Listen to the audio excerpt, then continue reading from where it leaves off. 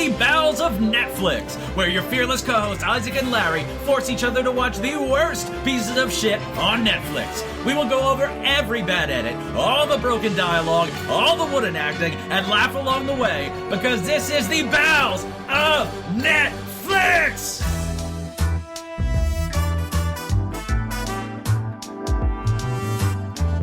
Alright, and welcome to the Bowels of Netflix. I'm Isaac, and with me as always is my fearless co-host Larry. How are you doing this week, Larry? Terrible. I'm absolutely terrible. I'm not even doing the movie, and I'm terrible. I'm just a passenger on Mr. Early's wild ride, and I feel awful. Well, do you feel like you've thoroughly explored your body? It's a loaded question, and I'm going to tentatively say yes. Okay, now, I'm curious if you'll answer this in general, or if you'll answer it on air. Have you ever put a finger in your asshole? No. Oh, well, come on, no. It's fun. Try it. I mean, this is awful. One knuckle. Just one. Look. Just a pinky. Look. Then it's polite. Let me answer your question with a question. Sure. How much of the truth do you expect me to tell? I think you've already made it abundantly clear that you've had at least one finger in your asshole. Of your own. This is terrible. We are the Bowels of Netflix. We're two old friends who finger each other's assholes. No, we finger our own. Clearly, that's what this is. Well, proven. yeah. Actually, hold on. What about you? Actually, if I'm asked this question, what about you? Yeah. Okay. I'm not a frequent flyer, but I've dabbled. I'm not a frequent flyer. It's not part of the routine. The routine is putting on Sophie's Choice and jerking off while I cry into my tomato soup. It always tomato? Yeah. So if you don't have tomato soup, you can't masturbate? No, well, that's the routine. If I'm at a park or something and I need to crank one out and I don't have tomato soup and or Sophie's Choice with me, although, thank God, portable DVD players have been a lifesaver. How does anyone listen to this show? I mean, this is unlistenable garbage. We are the Bowels of Netflix. We have not put our fingers in each other's assholes. That's all we'll say legally. That much is we're true, two old yes. friends. Hate each other dearly. Every week we watch the worst Netflix movies you can find and describe them back in excruciating detail. We're on the internet. We're on Facebook. We're on Twitter. There's a TikTok coming. I'm going to jerk off in a bowl of soup. I don't even know if you know what TikTok is. No, I'm on the TikTok a lot. I enjoy it. There's a lot of girls shaking their booties and their bits on it. There's this TikTok thing going around about people dancing to Billy Joel's Zanzibar, which, believe it or not, because as you may have guessed, if you're a long-time listener to this show, you may have guessed that I'm about 55-year-old angry white man yelling at people to get off my lawn, which is basically what I am. So obviously I love Billy Joel. So I love Zanzibar, the song, because of course. Do you have the old man's car? No. Do you have a jazz guitar? It's funny, because my old man's car was actually my grandmother's car, and they both died, and I kept ending up with the car, because the people who had it kept dying. And the car's gone. Anyway, I can see in the background, your curtains are down. Yeah, well, you know what that means? Curtains, panties. Oh. Yeah, he sings I thought it was like a geriatric thing, like meat curtains. No, but I was looking at people dancing on TikTok, and I was thinking, like, man, I don't think how do we possibly turn Bowels of Netflix content into a TikTok, and why do you keep promising it? Because I like TikTok. My wife had an idea of, like, we show clips from the movies with the audio of us describing or yelling about something that's made us particularly angry. I feel like that could work. I don't know how that works with copyright, though. That actually... It might be okay, since the audio's unique. Yeah, I think it'd be fine, honestly, because, I mean, look at everything on TikTok is stolen. Who cares? It's TikTok. Who gives a fuck? That's a great idea. Yeah, we should do that. Yeah, that involves, like, know-how and gumption, and which way I have more none. work than we're usually willing to do. Yes. Oh, God. So, yeah, this week, Larry has forced me to watch the movie The Late Bloomer. That's right. Don't forget the "the." Very important. I'm very, like... a lot of times I pick these things for you because I'll just look at it and be like, oh, that looks like shit. Take that, asshole. But I'm intensely curious about this one because I saw it and I can't quite believe it's real. It's weird. It's definitely not the worst. I watched it with my wife, and we more or less enjoyed it. There's definitely problems, and it's annoying. God damn it. You enjoy way too many of these movies I picked for you, which I don't know if it's a testament to you being the worst or me being bad at picking them. As you famously said, I have no taste, which is probably true. I said you had bad taste.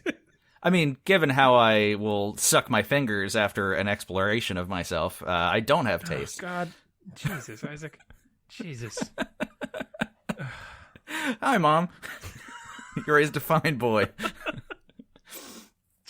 So, yeah, the premise of this movie is there's a 30-year-old man who's a sex therapist who helps people overcome their sex addiction. And he's got a tumor pressing up against some shit in his brain, which means he's never gone through puberty. He gets the tumor removed, goes through puberty at age 30, and hijinks ensue. It's a very odd plot for a movie. It certainly is. And this is one of those gems that just while scrolling through Netflix, I don't even remember if I was looking for something for the show or just scrolling for my own my own enjoyment, that I came across, and I'm like, what is this? How have I never heard of it, and why is it real? When you say you came across it on Netflix, did you come right on the screen? No, I'm not. Or on the keyboard? Nope. Okay. Neither. Okay. Funny thing, this is based on a true story. I thought I saw a putty tat. Thought I saw that, but like I don't. I'm curious how true. Obviously, it's highly fictionalized. Sure. And because we're a big budget operation, I did not do any research into the actual true story. All right. But it's somewhat of a true story where there's someone who didn't go through puberty until the age of 30, and I think he really was a sex therapist. And yeah, that's pretty wild. That it seems like such a movie thing that it's pretty wild that that's a real phenomenon that can happen. Yeah, there's enough weird stuff with the brain, like people being struck by lightning and then suddenly they're like a piano savant or can speak another language. Like, stuff like that does happen. It's incredibly rare, but there's weird shit with the human brain. Yeah. So yeah, this movie came out in 2016. It's 90 minutes long. IMDb's got it at a 5.2. Rotten Tomatoes is not nearly as favorable. Rotten Tomatoes critic is 20% and the audience is only 22%. So, pretty low. It's a pretty... what I'm learning the most about Rotten Tomatoes is the closer they are to being together is when they're really like, oh man, this is bad. This is bad, that is true. Bad. You know, but again, like I'll give it away now. My personal score is a 4 out of 10. That's so not I'm bad closer. For the show. I'm closer to IMDb than Rotten Tomatoes. I would way more forgiving. It's not a great movie, but it was a very watchable movie. Mm-hmm. So. It is, I believe, the first and only movie directed by Kevin Pollak, who's a somewhat famous actor. He was in A Few Good Men. He was in Usual Suspects. Yes, which Usual Suspects is like one of my top 10 favorite movies of all time. It is a wonderful movie, and I hate Kevin Spacey for making me feel uncomfortable. God, I know. It's just, it's the worst. Man, he is But it's still a great movie. Kevin Spacey is such a good actor. That's why it's so frustrating. It's really frustrating because his work is so good. I hate that it's he's not even. Such it's a like piece of shit. Harvey Weinstein, where like he's just in the background of stuff, and I can still watch a Harvey Weinstein movie and not think about him. Nope. But Kevin Spacey's like he's tainted everything his acting, he's in. but God, there's divorcing the actor from the work and whatnot. Yeah, but still, God, it's hard. Yeah, it's always in the back of my head, and I'm definitely a proponent of divorcing the artist from the art. Sure. Generally speaking, you know, Hitler was a okayish painter. They were fine. They're all right. That one I can't say I have. I don't know much about Hitler's paintings. I would gladly hang a Hitler in my house. Isn't that like the plot of 3 different episodes of Always Sunny in Philadelphia? Probably. At least one. No, but he was just like a lazy, like, expressionist or something. I don't know. He did like fucking landscapes that were like bland and shitty. Just whatever, like 20-year-old college girl who's got a heart tattooed between her tits or something. I don't know. I think it's the arrow on the arm is the usual. Oh, okay. Is the stereotype. I don't know anything about young people anymore other than I want them. Man, well, at least you admit it. At least we don't have to. We don't have to drag it out of you, kicking and screaming. I want old people too. I just want everyone. Yeah, I know. Yeah. Okay. Do you have a tumor on your... Did you get a tumor removed from your brain? I've been... I don't know. No, I went through puberty very viciously at the age of 12. I came in a hot tub, Larry. Yeah. I think we've talked about that on the show more than once, if I'm not mistaken. Yeah. Yep. And then my dad jumped in the hot tub and got my cum on him. In my head, it was a cannonball, and he landed, like, butt first onto the puddle of cum. This is awful. We should just restart the whole episode. Fuck's sake. So, the very beginning of the movie sets the tone for me of why... Because it definitely was... It had its moments. It was okay in a lot of ways, but it was smarmy and thought it was too clever. Probably why you hate Wes Anderson, except Wes Anderson's great. Yeah. I mean, I've said that I'm pretty sure Wes Anderson is actually a genius, and I just hate him. And I hate that I hate him. I can't. Have you seen Isle of Dogs yet? No, for the 50 millionth time. I haven't and will not go out of my way to watch Wes Anderson's work. Because we're having an Isle of Dogs party. Once the pandemic's over, Isle of Dogs. So you're going to drag me, I'm going to say 3/4 of the way across the country to see you. Yeah. It's not 60 miles or whatever. The 3/4 of the way across the country to watch Wes Anderson. Great. We'll rendezvous in Salt Lake City. That's about halfway between us. Okay, yeah, we get ourselves some woman wives and... Woman wives? Yeah, sure. I don't know, man. It's been a long week. So yeah, the very beginning we see flashing on the screen, based on a true story. Cuts to black. More text. No, comma, really. Goes to black. Don't be cute. Oh no. Some ridiculously fucked up shit happened to this guy. Black again. More text. He's mostly cool with us telling you. Okay. Got a little better, I guess. I guess. I don't know. It seems like the kind of thing I would have written when I was 18 and thought I was going to be the next Quentin Tarantino. Like, okay, that's fair, yeah. I don't hate that, but it's not great. It's way too confident in, oh man, this is so clever. Look at me. Look how smart I am. All right. Oh boy. Yeah, oh boy. That's fair. That's fair. It's like if a dog wrote a movie. Like, I'm a good boy. I'm so good. I'm so good. Yes. Look at me, daddy. I'm so good. Oh, shit. So we see our hero, a sex therapist. He's in session with a buxom blonde in a push-up bra. Her tits are just heaving out of her shirt. She's telling him how desperately she wants to fuck him. He hands her a copy of his book, From Sex to Success, and says... and this, okay, so I saw the, based on a true story stuff and was rolling my eyes and like, oh my god, this is a train wreck. And then this whiplashed me back into, oh no, I kind of like this. This is funny. Because he says, I once had a patient who was addicted to group sex, but after reading this book, he was able to climb Mount Everest. He did have a 3-way with a couple of Sherpas on the way up, so there's still some work that needs to be done. I like that. That's not terrible. To which the buxom blonde responds with, put your balls in my mouth. But because he hasn't gone through puberty, he's very disinterested. See, this is why I was afraid of giving this to you. I'm always afraid to give you a movie where sex is the main theme, because you'll forgive a lot if there's talk of balls going in the mouth. Now, in fairness, I probably would too, but you especially, I'm afraid to give you sex-based movies. My balls have never been in a mouth. I'll go on the record and say that. Well, that said, how's your wife? I hear she's upset about fucking a cat. Let me take my balls out of her mouth and get her to answer. See, the lies continue. Great, honey. Is your wife a hand puppet? Why'd you hold a hand puppet up to the microphone when you did that? No, every time we record, my balls are in her mouth. Because, sometimes she'll, whine and scream and yell for the police or something like that, and I just can't have that on air. How are you, A, married, and B, not in jail? I don't know. The final episode of the show is going to be you getting swatted. I wave at the neighbors. They think everything's okay. I'm glad. Did you... I'm sure they do. When I take the dog for a walk, I have a cardboard cutout of my wife that goes with us. Oh my so they think everything's all right. This is awful. This is just terrible. Just the worst. Digging ourselves a hole. We get an opening credit sequence that's supposed to be very clever, and It's got its moments, but again, it's too clever for its own good. It's too self-assured. It's a bunch of old stock footage of, like, women eating bananas. We see 2 cantaloupes on a kitchen counter juxtaposed with a woman in a bikini. Yep. A rooster, also known as a cock, strutting around.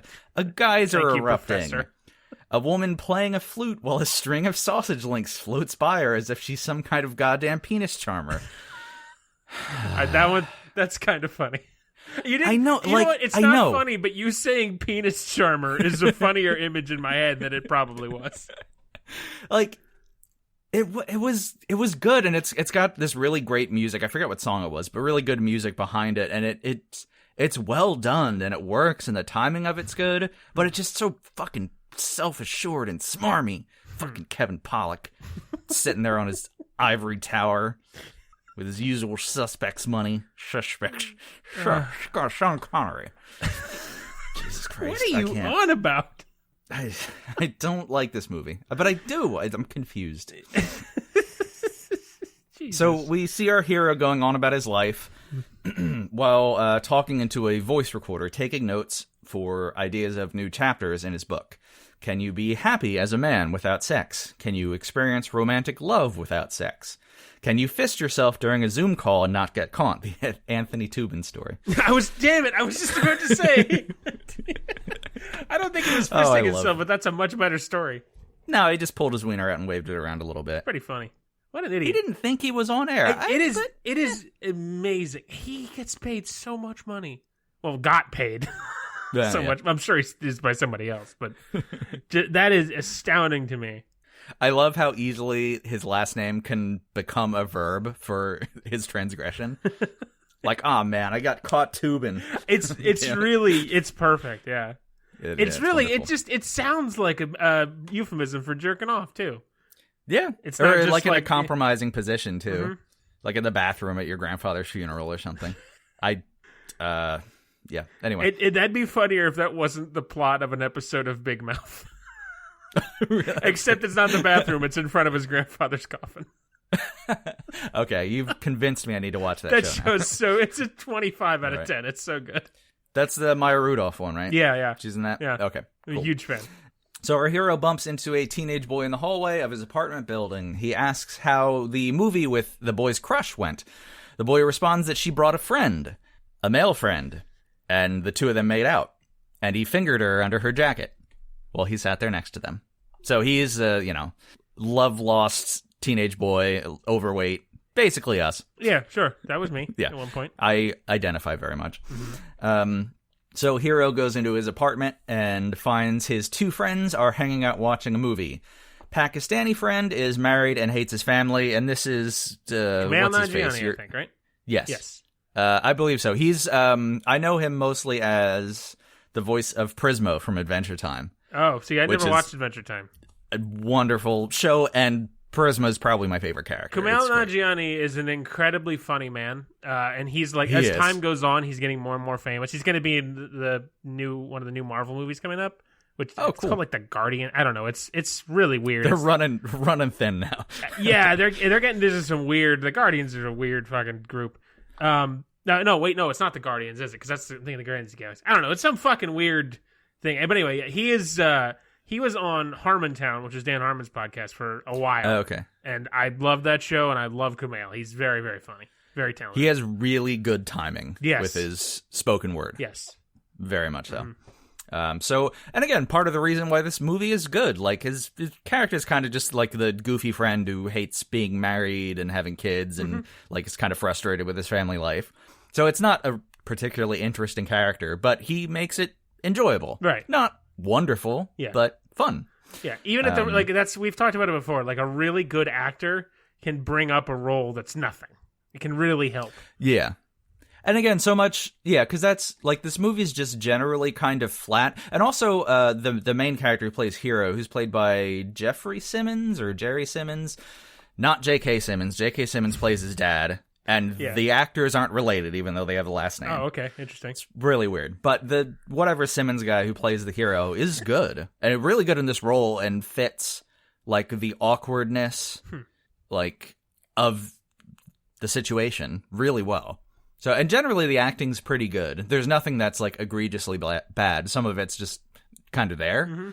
But yeah. So again, no complaints about the acting, the story. If the show has taught me anything, it's really the value of how good acting is. Like, the difference between a good and bad actor. Like, just using episodes of this show, for example, of movies that I've watched, the difference between, like, what was it? I always forget the name. The Package and goddamn Bedeviled, which both of them starred 5 teenagers, basically of the same ethnic and gender makeup. And those movies are like standard 5, radically different in how good they are because of the acting levels are like so disparate. And the good acting really pulled The Package, which is a nothing movie, really pulled that up a huge amount. I think of that a lot because, like, of all the movies I've watched, that's probably the best one it's because the actors were fantastic. And it's really like it's having watched because we were not really film critics or anything professional before we started shouting into microphones. But as time has gone on, like, the acting really makes such a difference. Holy shit. Yeah, I think that can be have the most effect on the quality of a movie. Yeah. Like, it's never going to turn a bad script into a great movie. No. But it can turn a bad script into fucking 6 or 7 if the acting's good enough. Yeah. I mean, it sounds like this is doing it. Because, I mean, J.K. Simmons, who you mentioned, we haven't really talked about him yet in the plot, but I like his acting a lot. I've always thought he was great. Yeah.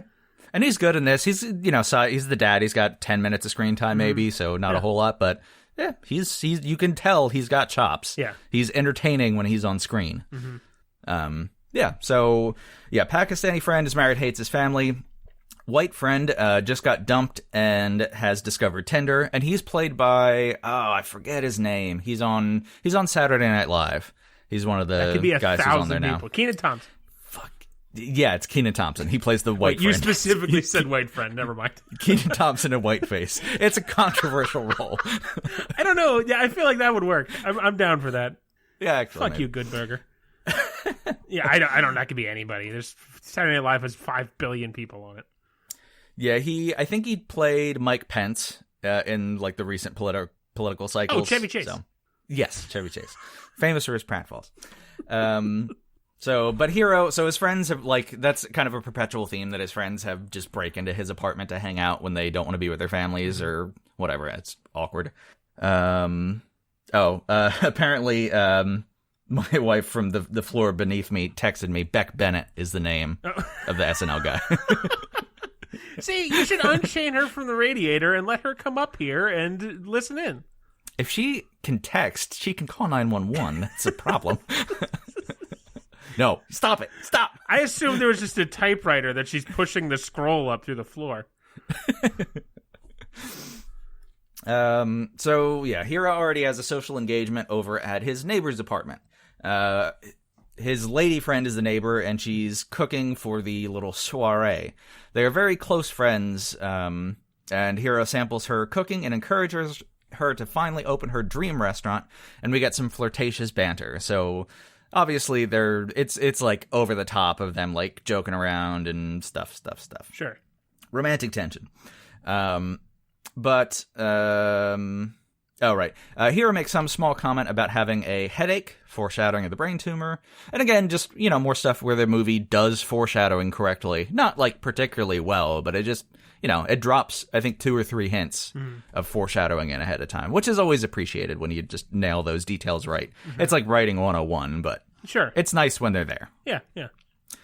Turns out the chef's boyfriend is also there, and he's a big dickhead who's in the sports trading gambling business or something. Has 2 phones, and he's watching a basketball game on his phone, and he keeps taking calls and ignoring her, so he's a jerk and a bad boyfriend. It's tired. I don't like that.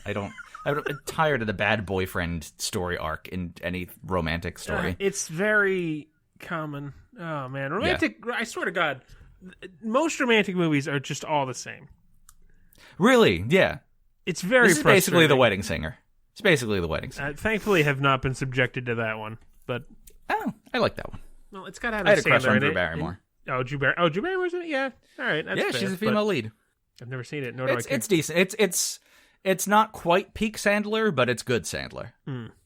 There was one romance movie I really liked, and I don't remember the name of it, so fuck it. Fair enough. So Hiro stops by his parents' house the next day. J.K. Simmons is the grumpy dad reading a newspaper. Mom, who, she's played by someone, I forget, it doesn't matter. She's good too. But she's like a new age hippie who greets him with like bows and says namaste. And she's got like a fucking headband on or whatever. My God. So we get some minor familial banter, and what the dad's kind of like, he's reading the sports section, and he's definitely not a hippie, and she's a hippie, but there's not too much tension between them. I kind of liked that too. Like, they seemed to be happily married, even though they were very different people. Right. Yeah. Which is a nice little like slice of life thing that I kind of liked. Sure. But was definitely in the background. Yeah. And again, just another thing with like just that kind of storytelling. Like, you don't need to include that, but just that little extra twist of, I don't know, makes it feel a little more real and interesting. We cut to Hiro in his boss's office. Boss is played by Jane Lynch, who's somewhat famous. You don't like her? No, not even remotely. I've never liked her. She's she was in what was the movie that Thank You for Smoking? Is that I think her? that was one of her big ones. I think she was in Role Models. No, wait, was it Role Models? I think it was Role Models. She is isn't she like the main one on Glee? Isn't that her role? Oh, I think so. Yeah. Well, she was also in a Bowles movie that I never remember the name of, the one with squarehead Selena Gomez. I forget. Another Cinderella Story. That's it. And she was the evil stepmother in another Cinderella Story on Bowles. Gotcha. Go back and listen to that episode from God knows how fucking long ago. Just confirmed that she was in Glee. Okay. Again. I know. Just unchain her, you monster. There's police lights out the window. I thought. Yeah. Shit. I'm sure the neighbors are real understanding of you. Let's just take a pause and we'll resume this in 6 to 9 years. Oh, that's all you think you're going to get, huh? I got a good lawyer. Saul Goodman. So the boss informs him that she's volunteered him for a TED Talk and that his book got accepted and he's doing a big TED Talk and he's super exciting. And there's sort of a weird dynamic where the boss wants to take partial credit for all the hero's success because like it's her therapy practice, but he's like the rising star. I don't know. Nothing really ever comes of it too much. So okay. Whatever. Hiro is walking to his apartment and sees the sporty, tradey boyfriend of Chef leaving in the heat of a breakup. Boyfriend says something along the lines of, "Women be crazy. You're lucky you're gay, hero man." Which is a common theme that comes up because he doesn't fuck a bunch. Everyone assumes he's gay. Of course. Hiro knocks on Chef's door after the boyfriend leaves, and they share a glass of wine and talk about the breakup. Again, he's basically playing the role of gay friend, like you would sort of like typically see it, where he's just like sitting next to her on the couch or sharing wine. And she's like, "Oh, you're so much better than him, and you should focus on your career," and all that stuff. But then she ends up kissing him in the heat of the moment, and he stands up suddenly, complaining of a headache again, where he retreats to his apartment and sits down and asks, "What the fuck is wrong with me?" So he's going through some struggles. I don't know. He wakes up groggily the next morning with his friends standing over his bed, demanding that he get the fuck up and play basketball with them. There's, of course, white friend and Pakistani friend. And the three of them have good banter. I don't have any particular lines from it, but they're timing as well. They play off each other well. Kumail Nanjiani. Is it Kumail? His wife is female. I bet they fuck a bunch. They have a really interesting story. Like when they made a movie about it, actually, with starring him. When they started dating, she like almost died of, I want to say, a brain tumor. Oh, Jesus. Of something, and then like they stayed together through it. It's very interesting people. But yeah, his wife, she's a big podcaster too. I don't listen to her podcast, but they do stuff. I hope they fuck a bunch. I'm positive. I've listened to the two of them talk enough to be positive that they fuck a bunch. Very nice. So they go to the park to play basketball, and guess who's on the opposing team? Kenan Thompson. Badger? What? Badger and Skinny Pete from Breaking Bad. No shit. Yeah, I know, it's great. Badger. How can you not love yourself some Badger? Yeah, he comes up again later in another basketball scene. He's got like 2 minutes of screen time, but he's delightful. It's always nice to see him. Yeah, it is. Man, there's a lot of actors in this movie of note. I know, there really are. I saw a bunch in the trailer, but I didn't realize quite how many. I'm pretty sure it was Kevin Pollak's first directorial foray. So I'm sure a lot of people are like, "Oh shit, Kevin Pollak's directing? I went in on this." Yeah, that's fair. I think he's well liked. Yeah, he's generally pretty good, or he's been in a lot of movies. He's maybe a B-list actor, but a very successful B-list actor. We get slow-mo of montage of middle-aged men playing basketball, which is the most uncomfortable thing imaginable besides giving my own grandmother cunnilingus. Why did I write that? Now I'm thinking about it. Why did you write that? I don't know. Jesus Christ. Meanwhile, we see Chef and her sassy black friend. They're always sassy. It's so... Come on, Kevin Pollak, you can do better. They share a cup of coffee. Sassy black friend. By the way, what year was this? I don't remember if we talked about it or not. 2016. Okay. So pretty recent. Yeah. They're sharing a cup of coffee at Chef's apartment. Sassy black friend doesn't think that Hero is gay. She thinks Hero's a serial killer. So we have another theory in the mix. Probably more likely, but okay. Hero takes a basketball to the nuts, which knocks him out cold, and he ends up in the hospital in a brain scan machine, which reveals that he has a benign brain tumor pushing up on his pituitary gland, which means he's never gone through puberty. Okay. Yay. Sure. And this is a thing that has happened. So, not a science alert, believe it or not. Yeah, I'm shocked, but yeah, okay. So they cut the tumor out of his head, and then they're like, yeah, you're going to go through puberty. We don't really know, because this doesn't really happen all that much. Like, what the fuck's going to happen? Or how long it's going to take, or if you'll really go through puberty. We're pretty sure you will, but we don't fucking know. So he begins recuperating at his parents' house. There's a very awkward scene where hippy-dippy mother, he's like tucked into his bed with the sheets up to his chin, and she's got crystals like on his chest, and 3 crystals on his crotch that basically mime dick and balls. Okay. And she's praying over his crystals and picks up his dick crystal and wishes for good karmic energy and kisses it and makes him kiss it. So, yeah, it's awkward. Fucking crystals. Not that funny either. Like, Kevin, you really thought that was going to be a laugh out loud, roll on the floor thing? God damn it, Kevin. It seems very unfunny and just more of like, okay, she likes crystals, great. Yeah. I don't know. Hero's friends show up with a stripper. And then there's a conversation that comes up that white friend texts Pakistani friend every time white friend gets an erection. So, again, they just have a weird dynamic. Imagine if that was us, Isaac. I could start. Please don't. Hold on. I got to text someone. Please don't. The stripper does her thing, and whoa, we get some nice close-ups of nipples and butt. God damn like, it, just every time. nipples, like, rubbing slowly against his face. Every like, super time. close. Fucking And again, like, fucking Kevin Smith, like, pretending, or not Kevin Smith. I wish this was a Kevin Smith movie. It'd be way worse. This would be such a different movie if Kevin Smith directed Oh, this. God, yeah. Oh, But yeah, Kevin Pollak, I'm sure is sitting there like watching the camera, like, oh yeah, pull that focus in, yeah, like I want the background nice and blurry when we see that nipple just like rubbing on his nose. But alas, he does not get an erection. And it's going on for a few days where he's like, oh my God, I'm not going to go through puberty. This is terrible. But then he wakes up in the morning and goes down to the family table for breakfast with a raging morning boner. okay. Pitching a giant tent in his pajamas. His mom starts clapping with joy, and his dad throws down the newspaper and yells, "Attaboy!"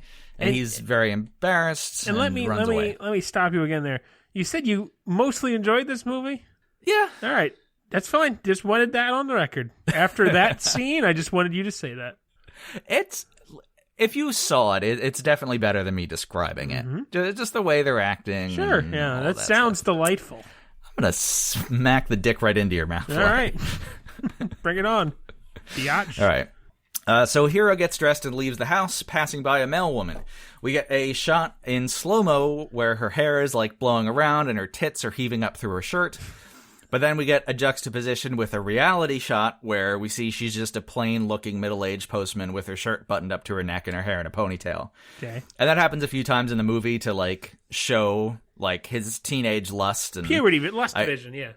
Basically, yeah. Lust vision. I like that. It's, like, it's my life's goggles. Lust vision. It's the world's worst superpower. Oh, God, it is. So Hero gets back to his apartment and finds that white friend has broken in and was fucking a chick all over the apartment.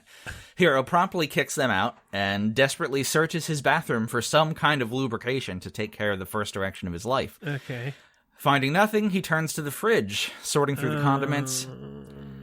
He gives up there and settles on olive oil, which he pours delicately onto his wang, gives it a couple tugs, for God's sake. And then comes so loudly that the entire apartment building can hear. Do we see the dick, out of curiosity? No. It's just like a close-up on his face, and you see him like holding the olive oil up in front of his face and like the drip of it going down, and it's like from his chest up. And you see his shoulder like pumping away. It sounds so stupid. Oh my God. And it's one of those shots too where like you hear him come, and then you see like the teenager like in his apartment, or the teenager's whatever, his other apartment, like playing video games, and like looks up like, huh? Is someone coming really loud? Kangaroo Jack, is that you? Yeah. And the chef lady does the Kangaroo Jack thing, and there's a lady out in the street like pushing a stroller who hears him come, and yeah. So that's good.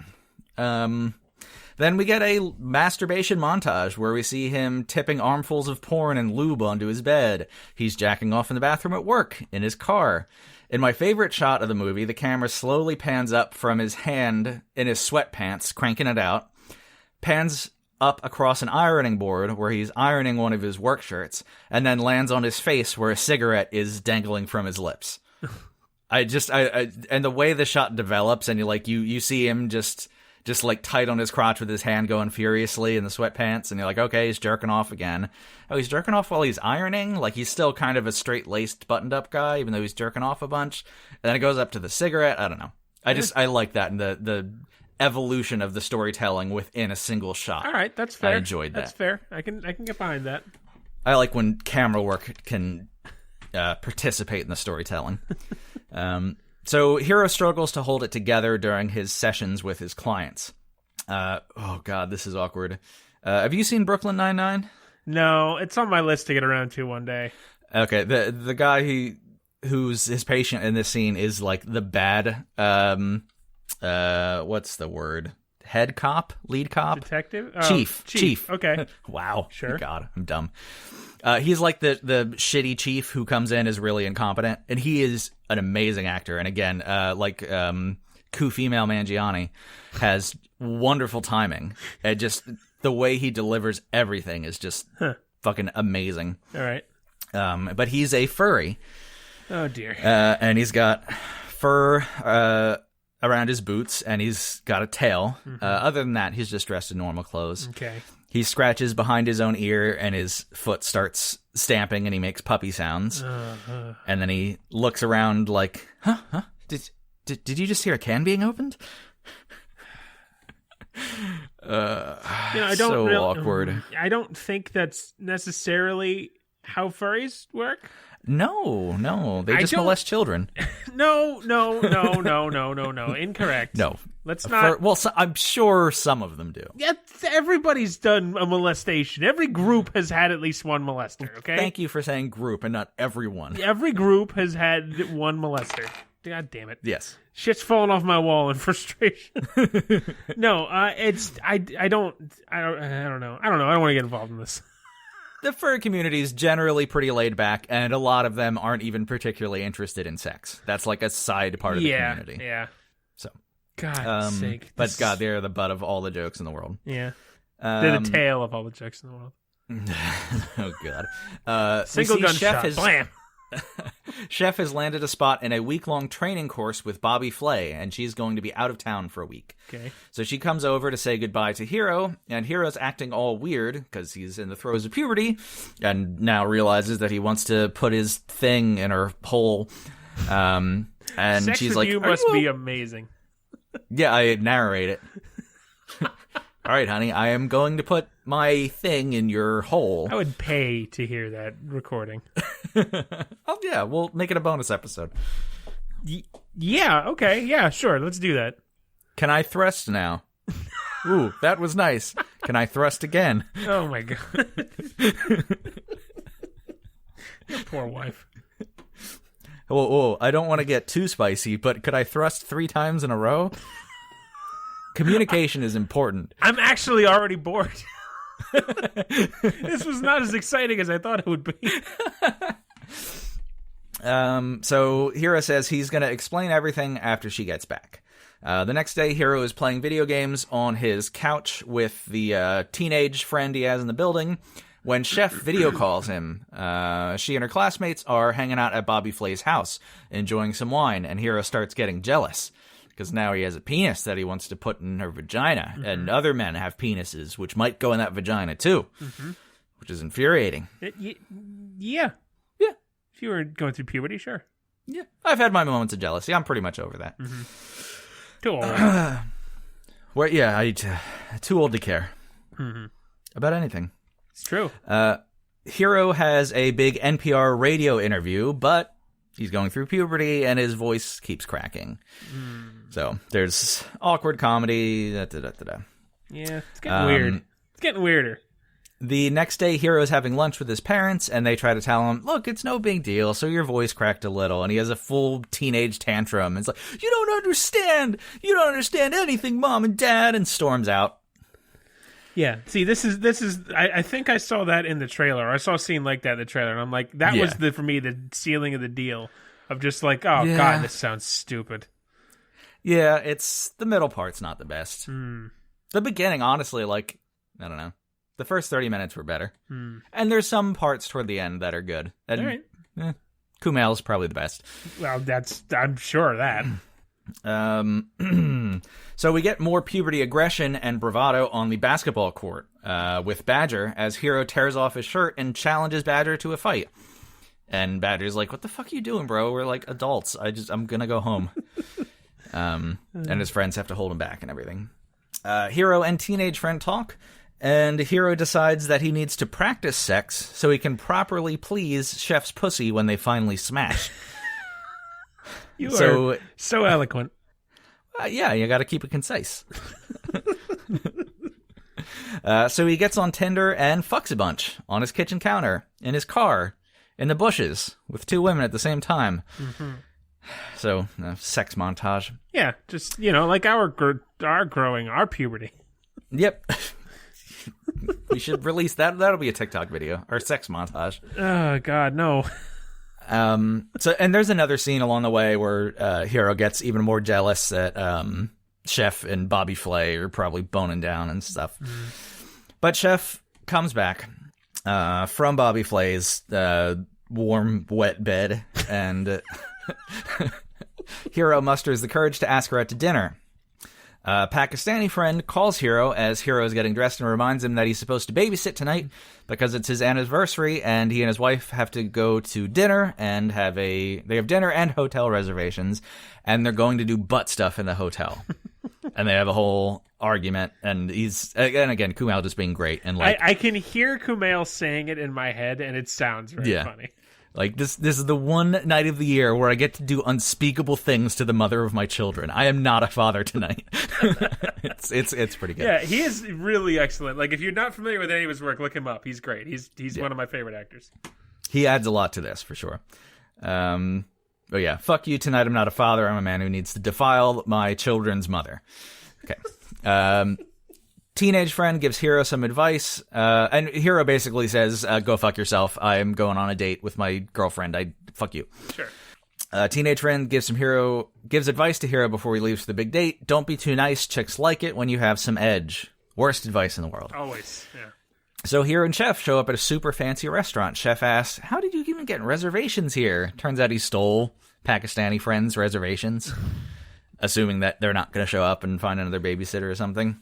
So Hiro's kind of prickish to the waiter, and his jealousy over Bobby Flay flares up again. Chef asks, what the fuck is wrong with you? And Hiro says, you know what? I'm sorry. Let me start over. I've been through a lot this week. And he's about to lay it all out on the table, but then Pakistani friend and his wife show up. And it turns out that Hiro, stole the reservations, and they have this whole fighting thing, and, like, Pakistani friend and his wife start eating their soup, and it's awkward. Chef storms out angrily and gets a cab home, and basically says, you're a fucking asshole. I'm gonna go back to sports boyfriend. So, that has blown up his face.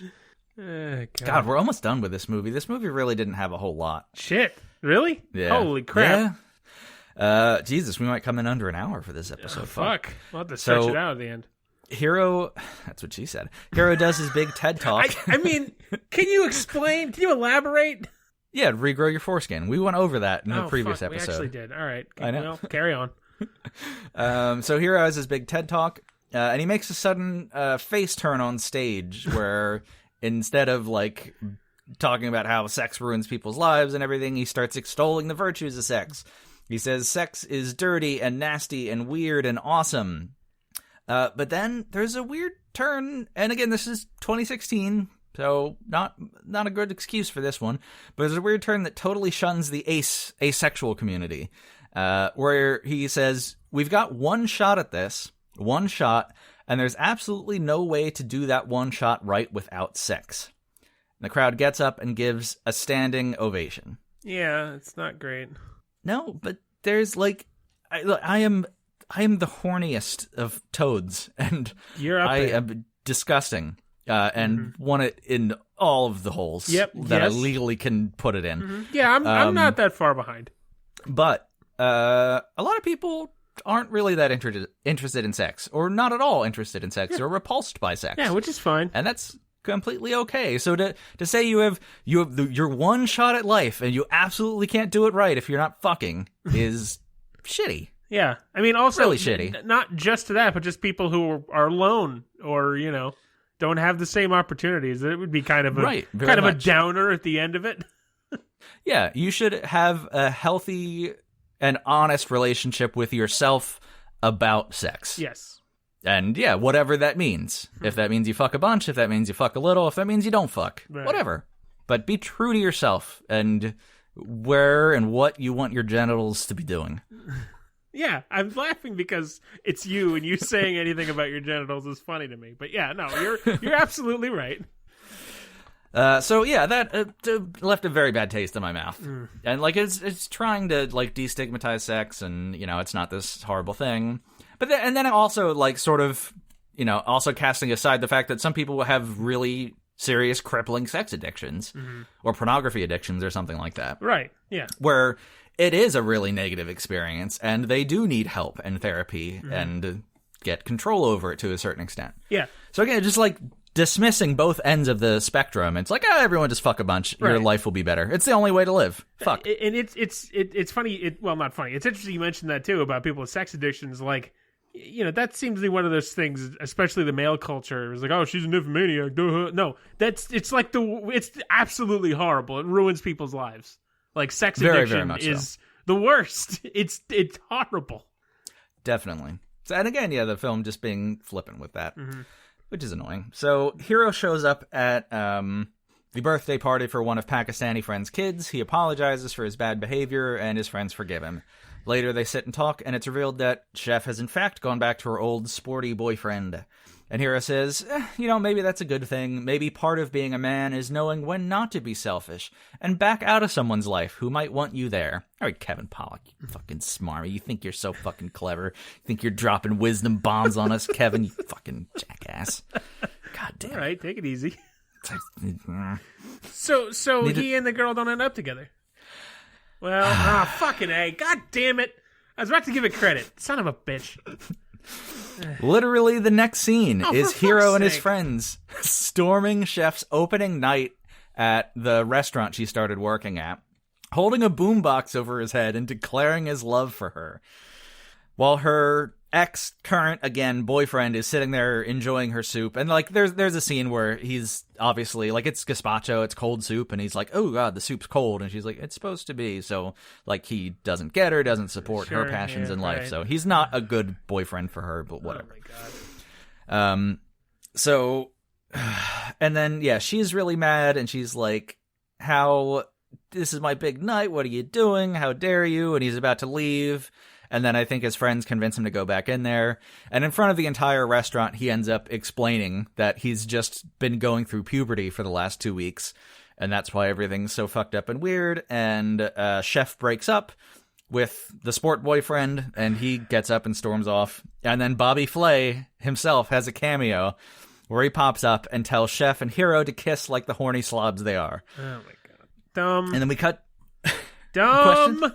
Oh, just dumb. Just yelling dumb. We cut to the future where Hero is doing a book signing for teenage boys. Yeah, everyone in line to the book. Would teenage boys go to a book signing? Come on. Not really. Like, it's a book. It's a book about puberty. Okay. I don't know. What teenage boy would go to a book signing with their peers on a book about puberty? Is it his friend, though? Or is this different? No. Oh, okay. Heroes released a book, and there's a line of teenage boys. Oh, okay. Waiting to get. I know he had a teenage signed. boyfriend. I thought that's what you were talking about. Yeah. Again, they don't. Half the time you don't differentiate these people very well, so you understand my confusion. So it's just random. It's a line of random teenage. No, that's stupid. Teenage boys don't read unless you're fat and have no friends. Well, yeah, that's true. So he's at the book signing. His parents are there, and pregnant Chef is there too, rubbing his shoulders, and they wink and laugh about the bundle of joy on the way. Gross. Children are gross, and you're wrong for having them. That's the end? Okay. Yeah, that's the end. That stupid flash forward to happy, stupid happy ending. Fart noise. Dumb. Lame.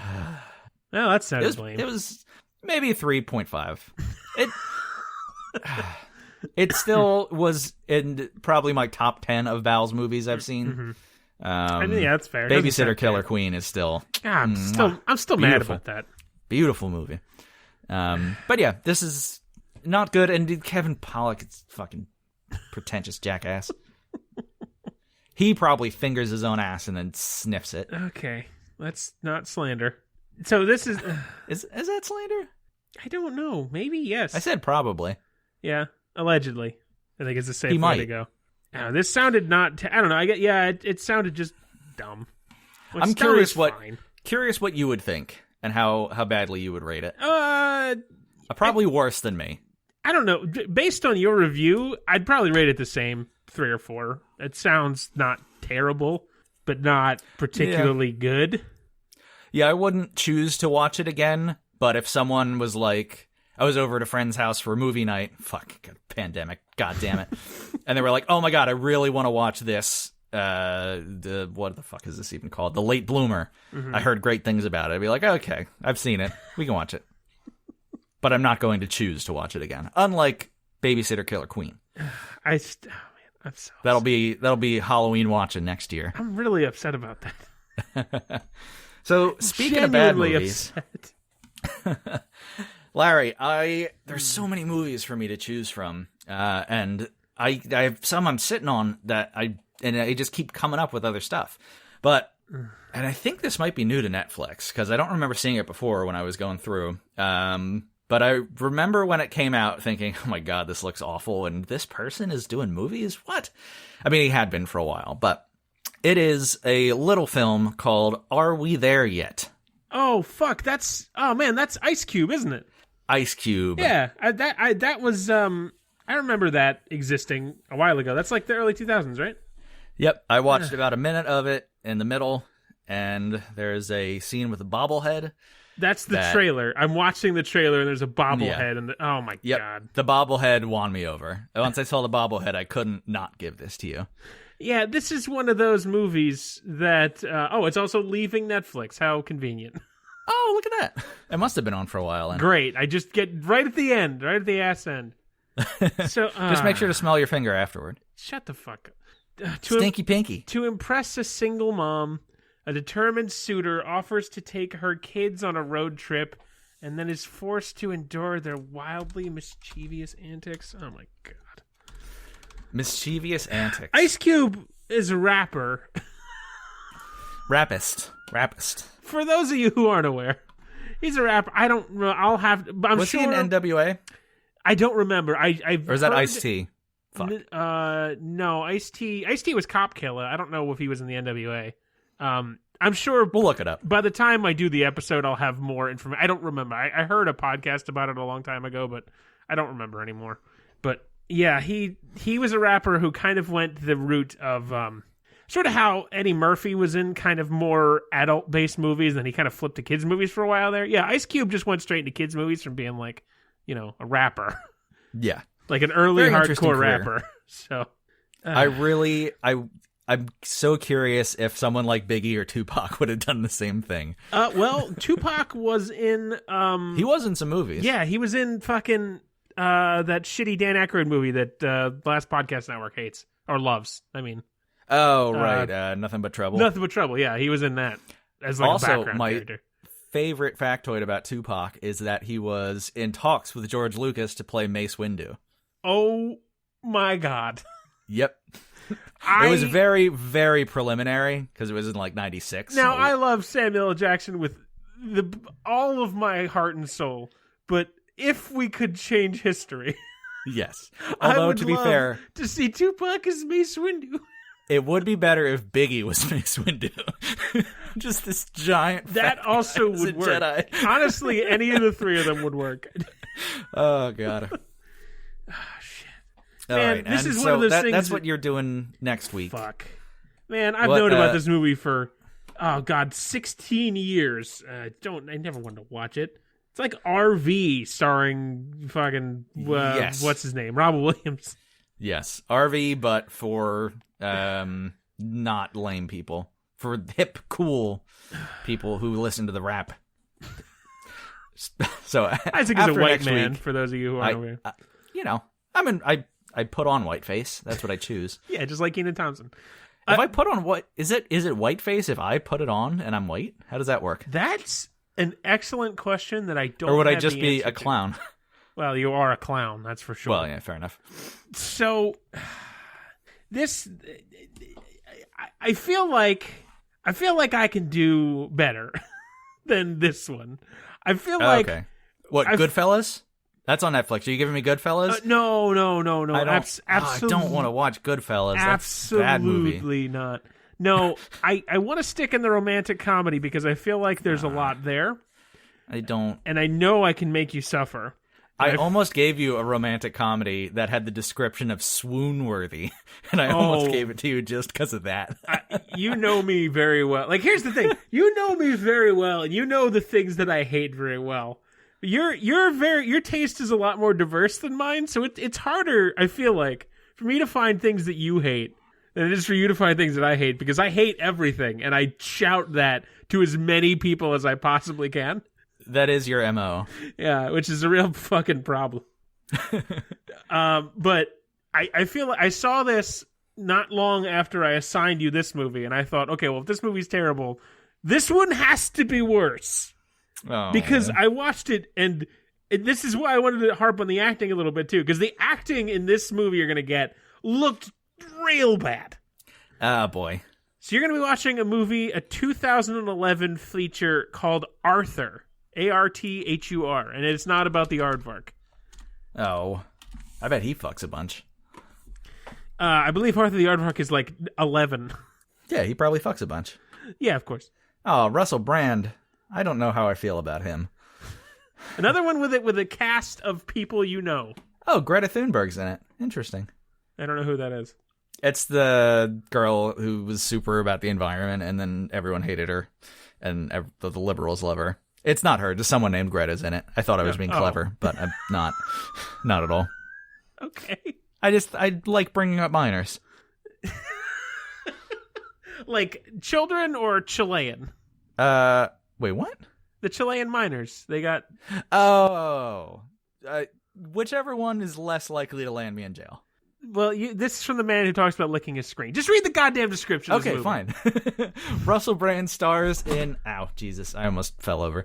Russell Brand stars in this remake as a philanderer? Okay. I wasn't sure if that was philanderer or philanthropist. Full-on rapist.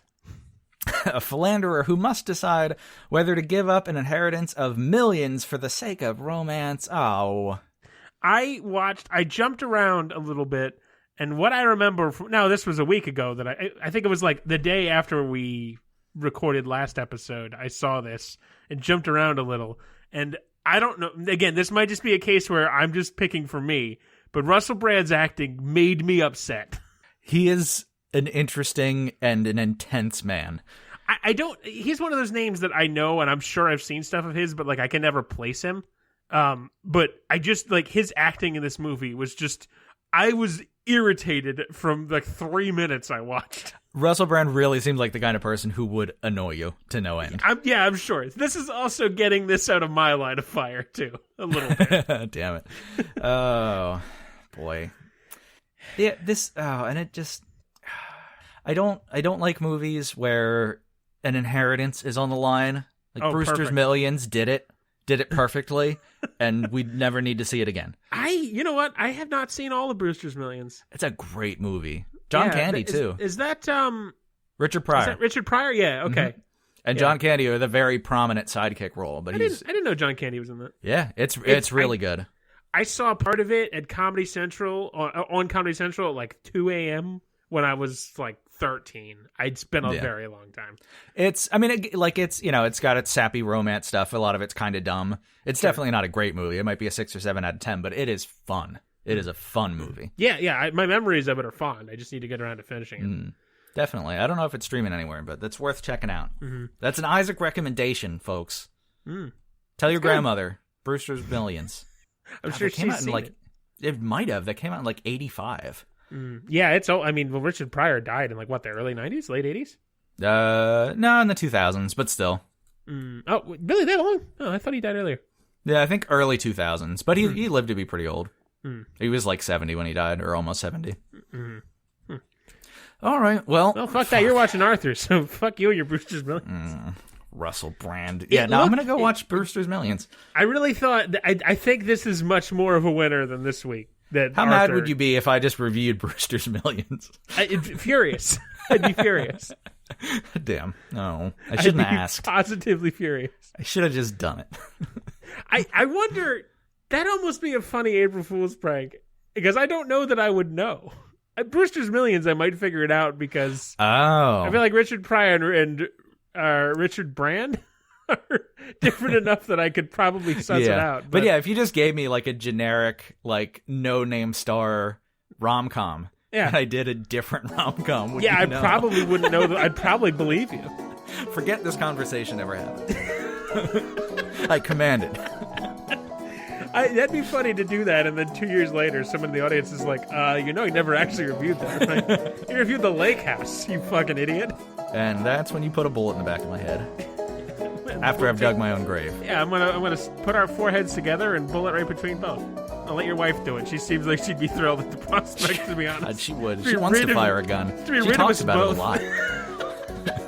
Shame we smashed up her fingers.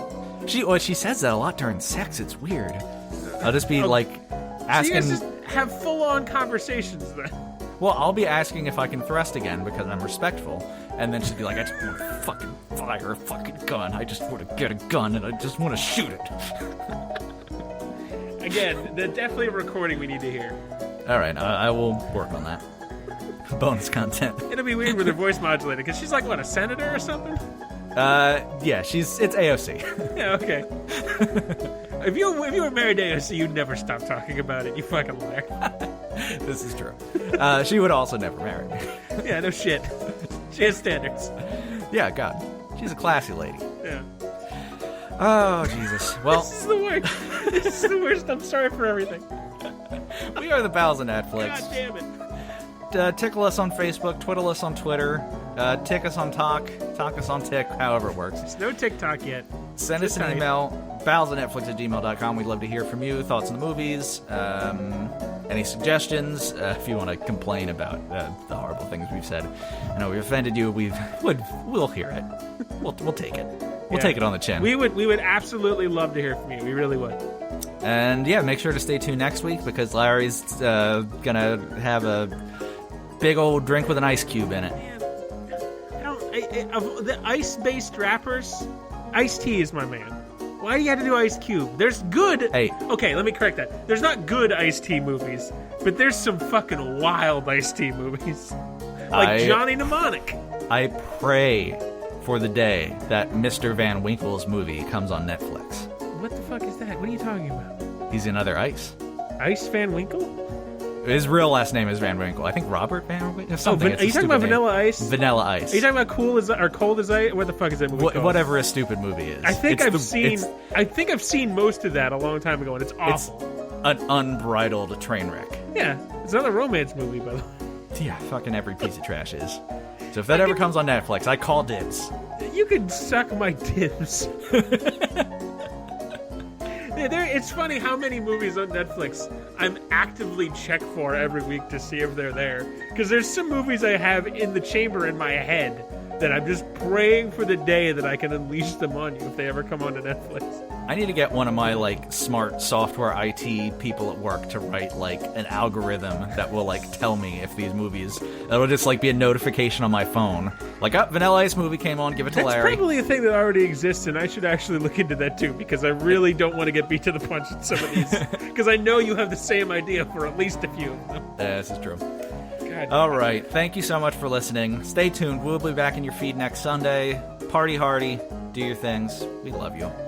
Smell you and your brain tumors later, I guess. Awful.